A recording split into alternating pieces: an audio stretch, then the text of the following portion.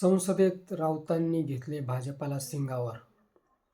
खासदार संजय राऊत हे टिंगलटवाळी करणारे नेते नक्कीच नाहीत.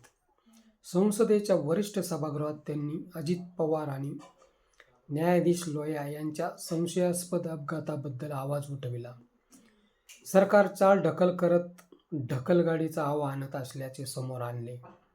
राष्ट्रपती आपल्या भाषणात माझे सरकार म्हणून सांगतात. सरकार मात्र लोकांची कामे न करता आमदार व खासदार खरेदी करून सरकारे पाडण्याचा आणि बनविण्याचा मोठा उद्योग करते. त्यामुळे हे गतिमान सरकार नसून अधोगतिमान सरकार आहे. सत्ताधारी खासदार भांबवल्यासारखी उत्तरे द्यायला लागले. तेव्हा राऊतांनी ठणकावले की लोकशाही आहे. आमचे म्हणणे म्हणजेच विरोधकांचे ऐकून घेण्याची सवय लावून घ्यावी लागेल. तुमच्या आरोग्यासाठी ते चांगले राहील. घटनातज्ज्ञ म्हणून मिरविणारे न्यायाधीश लोयांना अटॅक आल्याचे सांगतात. मोटारसायकलला धडक दिल्याने अटॅक येतो हे ते कोणत्या पुस्तकामधून शिकले ते अगोदर त्यांनी सांगायला हवे. संसदेत राऊत आजारातून पूर्ण बरे झाल्याचेच दिसले.